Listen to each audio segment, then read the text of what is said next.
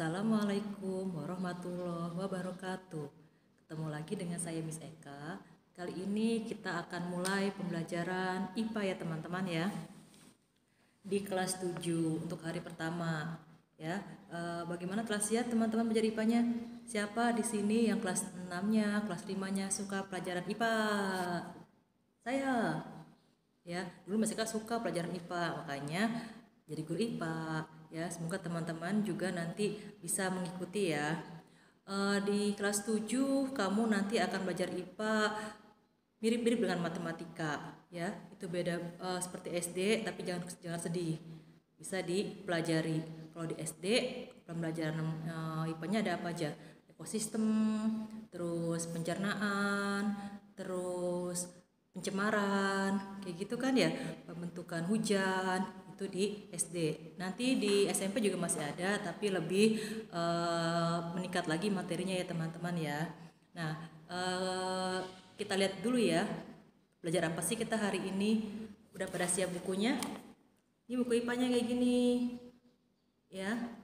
Buka teman-teman, bab satunya tentang apa? Ada burung-burung,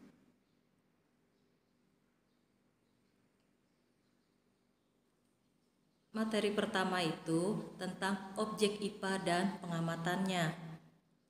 Objek IPA itu bisa macam-macam ya teman-teman ya. Nanti kita lihat apa aja objek IPA maksudnya. Masuk ke slide berikutnya. Nah, nanti kalau yang belajar IPA itu diharapkan bisa menjadi ilmuwan, yang bekerja di laboratorium, atau ada yang mau jadi dokter. Di sini tempatnya di pelajaran IPA, makanya perhatikan ya teman-teman ya.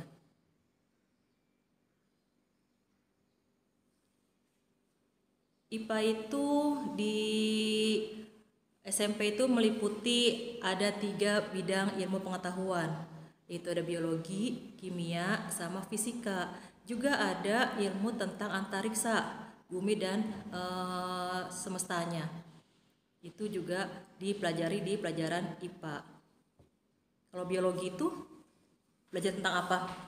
Tentang hewan, tumbuhan, sama manusia, organ-organ pencernaan. Kalau kimia itu tentang atom, unsur, molekul, senyawa, nanti di kimia. Kalau fisika tentang gaya, daya, kecepatan, itu fisika. Kalau ilmu antariksa, ilmu bumi, astronomi, itu tentang matahari, planet, komet, dan sebagainya. Itu ya teman-teman ya. Itu sekilas tentang cakupan ilmu IPA itu apa aja. Ada biologi, kimia, fisika, sama antariksa. Ada yang mau jadi astronot nantinya? Insya Allah ya teman-teman ya. Ini tujuan pembelajarannya. Jadi diharapkan setelah belajar ini teman-teman itu bisa memahami tentang metode ilmiah, yaitu ada apa aja, ada pengamatan, inferensi, dan komunikasi. Terus teman-teman juga akan mengetahui apa aja kegunaan IPA. Jadi nggak sekedar kita belajar tanpa tahu kegunaannya. Terus objek pengamatan IPA apa saja. Kemudian sama pengertian pengukuran. Nanti itu apa pengukuran? Terus satuan, ada yang baku, ada yang tidak baku, sama besaran, ada besaran pokok dan besaran turunan. Ini materi yang baru buat kalian dengar. Nanti kita pelajari ya. Cenderung lebih mirip ke matematika, tapi jangan sedih sekali lagi, oke? Pembelajaran, tujuan pembelajarannya. Kompetensi dasar ini kira-kira teman-teman tuh bisa apa nantinya? Ya, nanti teman-teman itu bisa memahami konsep besaran, sama bisa menyajikan data ketika udah praktikum. Sayang sekali kita tidak bisa bertemu dengan langsung, tapi teman-teman bisa lakukan di rumah. Nanti apa saja ya praktikumnya mudah. Oke, lanjut ya.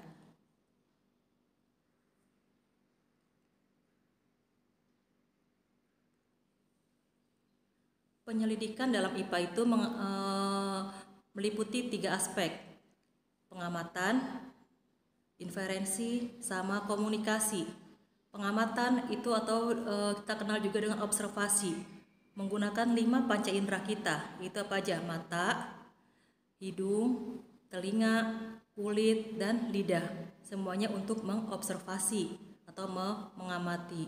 Inferensi ini adalah membuat perakiraan atau dugaan. Itu inferensi, merumuskan penjelasan berdasarkan pengamatan. Sudah mengamati, nanti merumuskan. Itu di inferensi.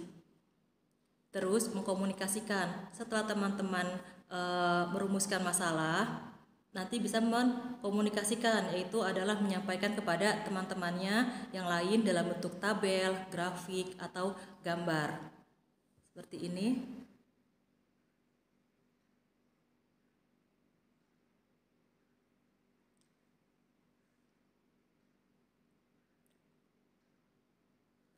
Ini. Apa yang teman-teman lihat? Gambar apa ini? Gambar gajah. Tadi yang Miss bilang pertama itu adalah tentang pengamatan, observasi. Pengamatan itu bisa berupa kualitatif, bisa berupa kuantitatif. Sekarang kita amati dulu yang pengamatan secara kualitatif. Apa sih kualitatif? Ada seekor gajah. Apa yang teman-teman bisa amati dari gajah? Kalau pengamatan kualitatif, yaitu adalah gajah itu besar, gading gajah itu panjang, hanya itu, tanpa ada angka-angka yang menyebutkan berapa sih besarnya gajah atau berapa sih tingginya gajah. Itu pengamatan secara kualitatif, hanya besar, bagus, tinggi, atau pendek. Itu pengamatan kualitatif, beda dengan pengamatan kuantitatif.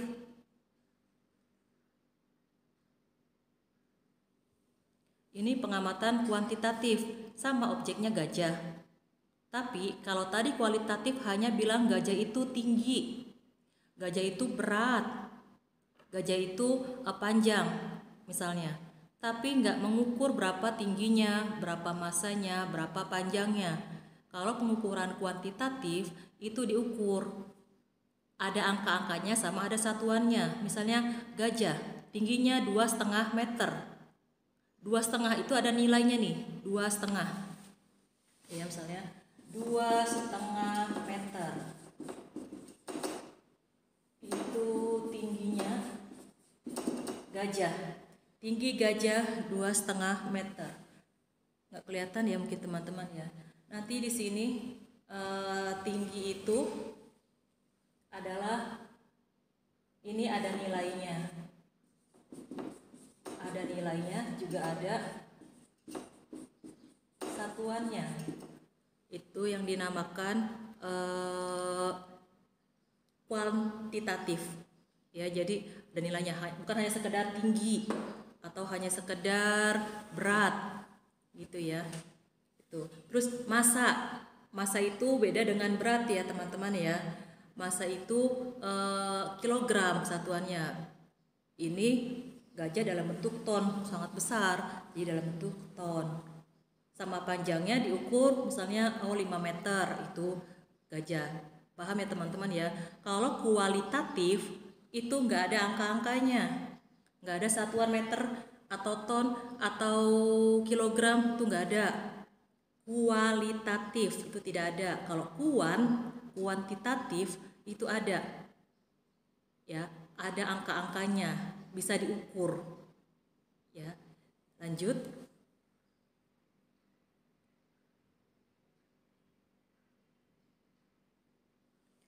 Ini adalah contoh pengamatan atau observasi. Bisa mengamati burung, mengamati buaya di rawa-rawa, atau mengamati rerumputan. Yaitu di lapangan. Atau bisa di laboratorium, mengamati benda-benda yang tidak bisa terlihat oleh mata, seperti mengamati bakteri, mengamati semut, mengamati virus, itu menggunakan mikroskop, atau mengamati sel-sel. Kan kecil ya, tidak bisa dilihat oleh kasat mata. Itu contoh pengamatan.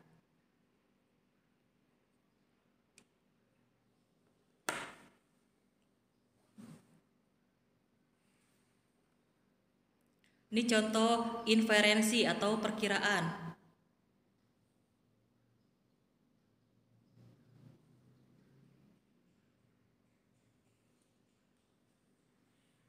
Kalau mengkomunikasikan, kalau inferensi itu kayak tadi perkiraan cuaca contohnya.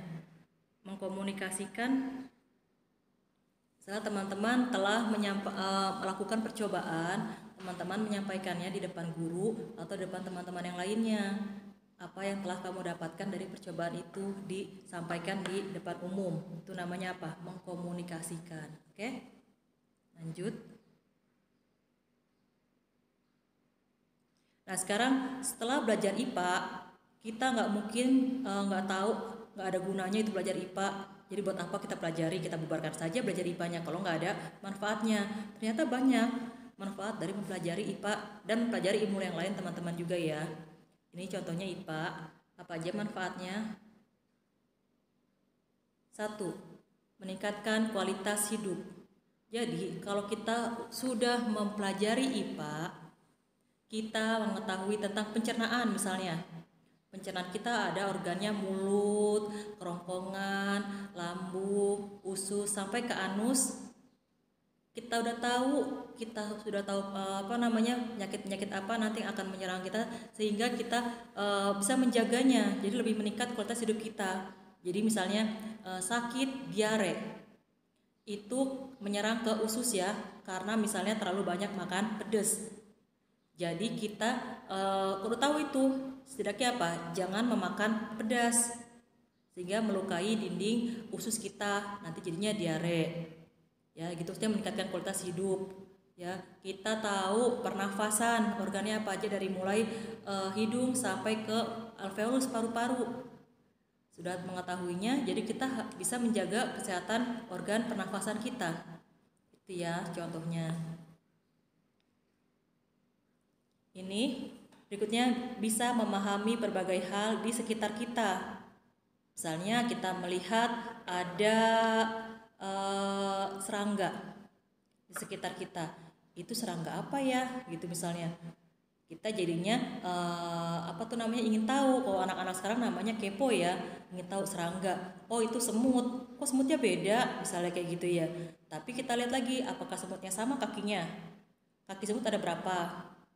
Itu sama dengan kaki belalang. Ada berapa? Ada yang tahu?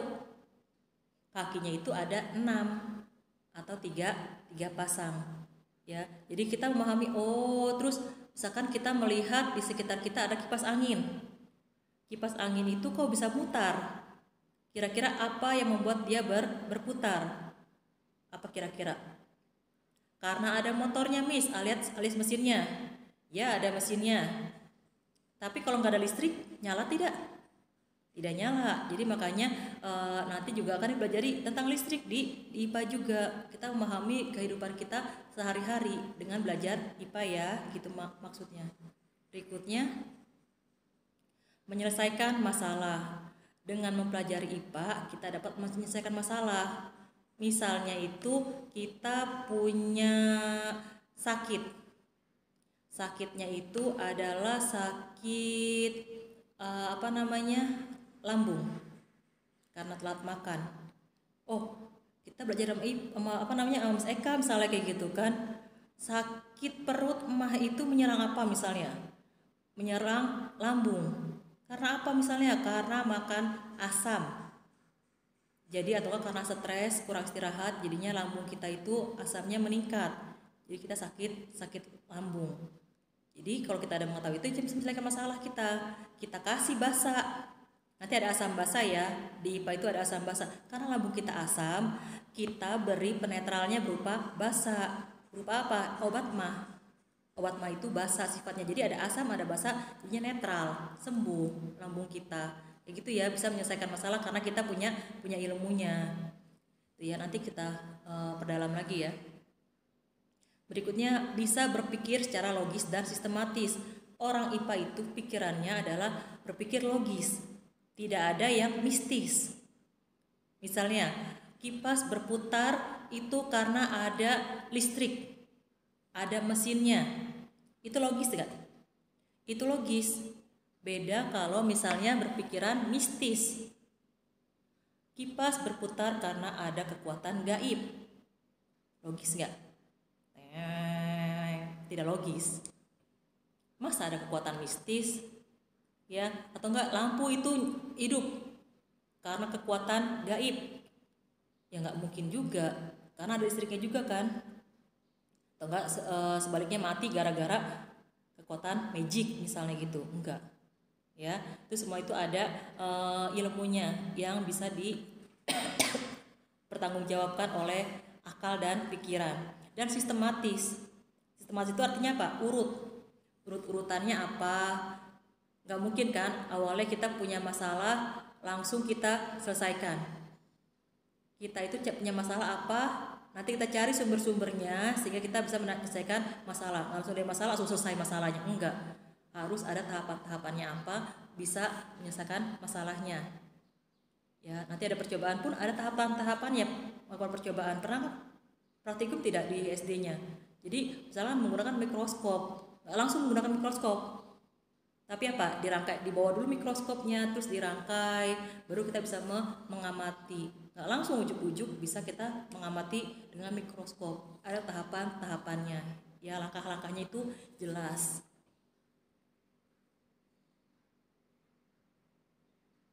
Objek apa aja sih yang dipelajari dalam IPA? Semua benda di alam itu, baik yang hidup dan tidak hidup, adalah objek IPA. Seperti ada matahari, cahaya matahari, itu abiotik apa biotik? Itu abiotik. Air abiotik, udara abiotik, tanah abiotik kan ya. Dan faktor biotiknya, misalnya ada hewan, manusia, tumbuhan, jamur, virus. Itu semua adalah objek-objek yang diamati atau dipelajari dalam IPA. Sampai sini menarik tidak? Ya, nanti kamu akan mempelajarinya lagi lebih dalam. Ini nanti yang akan kita pelajari. Ini ilmu baru bagi kalian tentang pengukuran. Apa sih pengukuran itu? Ada lagi besaran pokok, besaran turunan, itu apa sih Miss? Ini baru buat kalian. Walaupun kamu telah mengetahui atau mendengar mengukur. Misalnya kuli bangunan itu sedang mengukur panjang rumah atau panjang pagar rumah ya, untuk diperbaiki misalnya. Pakai apa kira-kira? Pakai meteran, ya kan? Itu mengukur. Nanti ada besaran pokok, besaran turunan. Apa aja sih itu?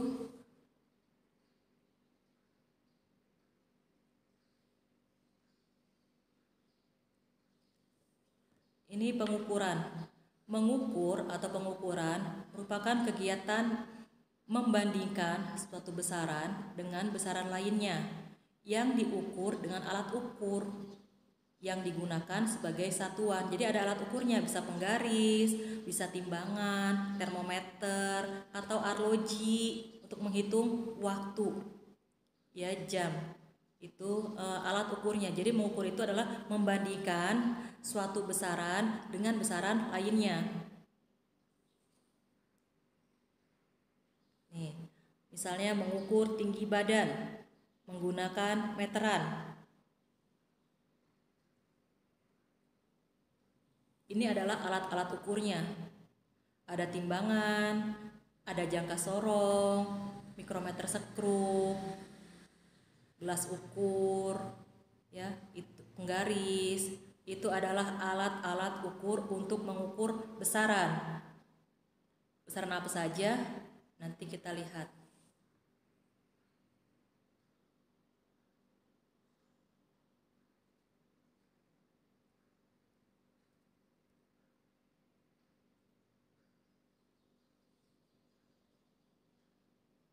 Dalam pengukuran dikenal dengan dua jenis satuan, yaitu ada satuan baku sama satuan tidak baku.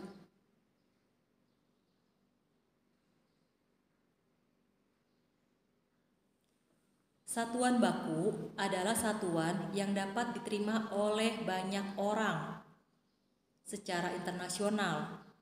Kumpulan satuan itu kemudian menjadi Sistem Satuan Standar Internasional atau SI. Itu SI ya, bukan S1. SI itu standar internasional.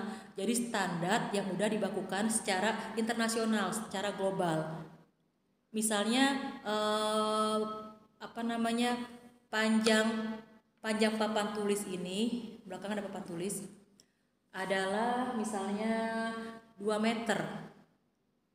Meter itu sudah dibakukan atau jadi standar untuk ukuran panjang di internasional.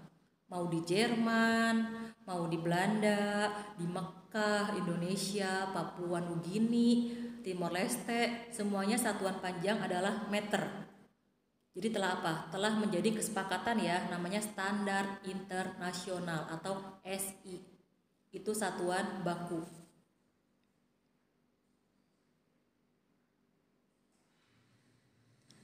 Ini adalah contoh besaran dan satuan yang sesuai dengan standar internasional.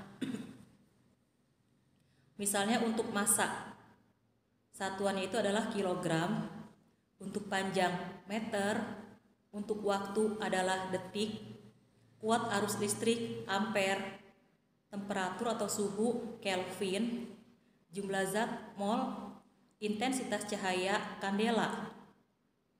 Itu adalah satuan-satuan yang sesuai dengan standar internasional untuk besaran-besaran kayak panjang, massa, waktu, suhu. Ya, ini bisa kalian pahami, di buku ada.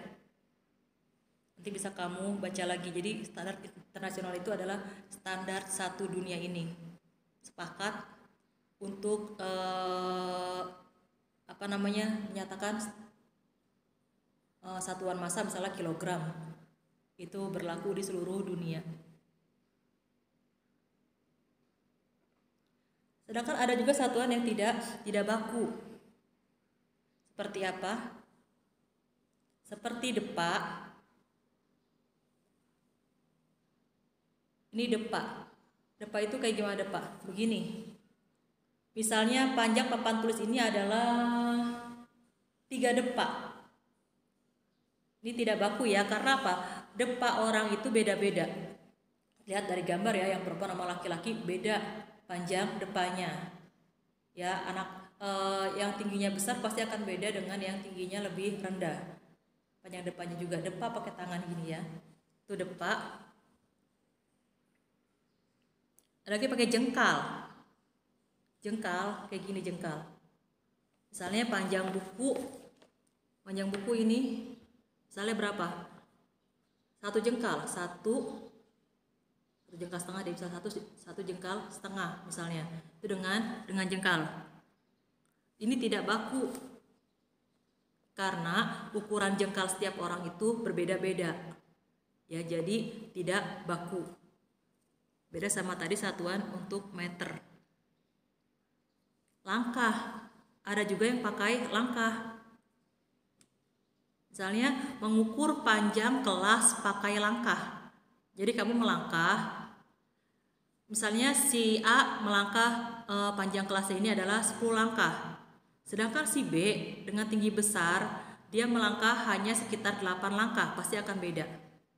Jadi ini semua tidak bisa dikatakan standar. Jadi karena beda-beda. Jadi tidak baku ya. Ini satuan tidak baku. Paham? Ada lagi sih yang lainnya satuan tidak baku.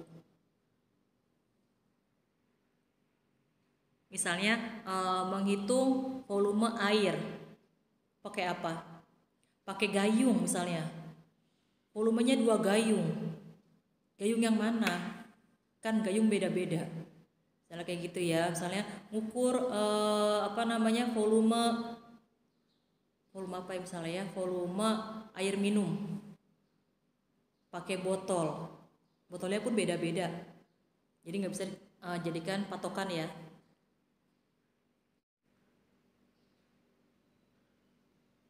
Besaran pokok. Besaran pokok adalah besaran yang satuannya telah didefinisikan terlebih dahulu. Itu besaran pokok. Contoh besaran pokok ada panjang, ada massa, ada waktu.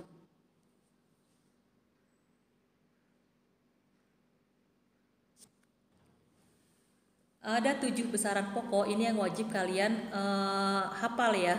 Saya menyingkatnya menjadi jiwa SMP. Jiwa SMP ada J, ada I, ada W, A, S, M, dan P. Apa saja itu jiwa SMP singkatannya? Kita lihat yang tabel tadi. J adalah jumlah zat. Ini yang kanan ya teman-teman, yang merah. Jumlah zat satuannya mol. I adalah intensitas cahaya. Satuannya kandela. W adalah waktu. Satuannya detik atau second. A adalah arus listrik. Satuannya ampere. S adalah suhu atau temperatur. Satuannya Kelvin. M massa adalah satuannya kilogram. P panjang, satuannya meter. Itu ya, jadi jiwa SMP. Mudah kan dihafalkannya? Cuma ada 7 besaran pokok. Selain dari 7 ini berarti adalah besaran turunan. Besaran turunan adalah besaran yang dapat diturunkan dari besaran pokok. Satuan besaran turunan disesuaikan dengan satuan besaran pokok. Apa saja besaran turunan? Pokoknya dia diturunkan dari besaran pokok. Contoh besaran turunan. Ada volume, luas, gaya, kecepatan, dan lainnya.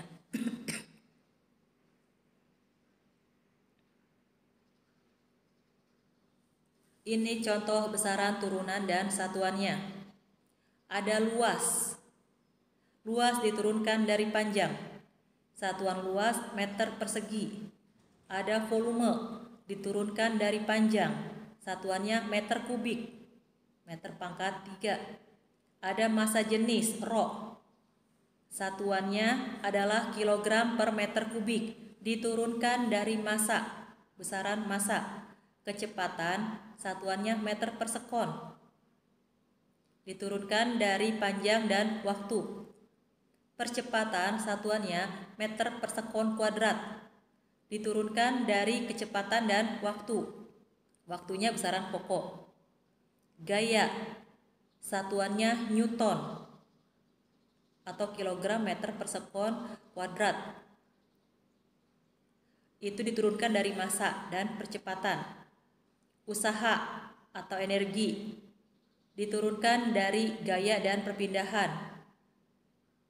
Tekanan satuannya newton per meter persegi atau bisa juga pascal. Oh ya, tadi satuan usaha atau energi adalah joule. Daya satuannya watt. Diturunkan dari usaha dan waktu. Momentum satuannya adalah kilogram meter per sekon.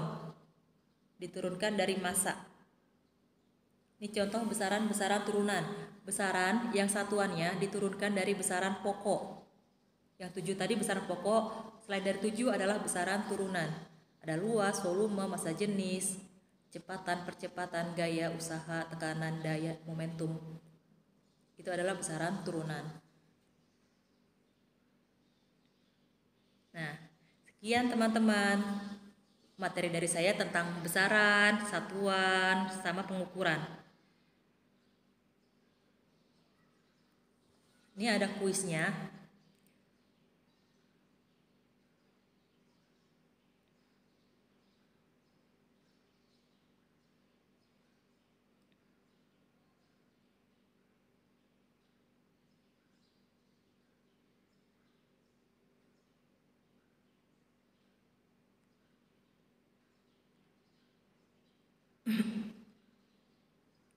Ya, tolong teman-teman nanti jawab ini. Nanti kita ketemu online. Teman-teman siapkan jawabannya. Pertama, IPA terdiri dari 4 ilmu. Tadi ada di slide ya. Apa saja yang 4 itu? Terus berikan contoh pengamatan kuantitatif. Berikutnya pengamatan kualitatif apa contohnya? Terus satuan baku, satuan tidak baku. Sebutkan contohnya. Kemudian apa itu besaran? Besaran ada dua, yaitu besaran apa dan besaran apa. Sebutkan 7 besaran pokok beserta satuannya. Sebutkan pula contoh besaran turunan dan satuannya. Ini teman-teman kerjakan. Nanti saya akan berikan di online. Yang bisa jawab itu masuk nilai. Oke teman-teman, sekian. Cukup jelas? Terima kasih. Wassalamualaikum warahmatullahi wabarakatuh.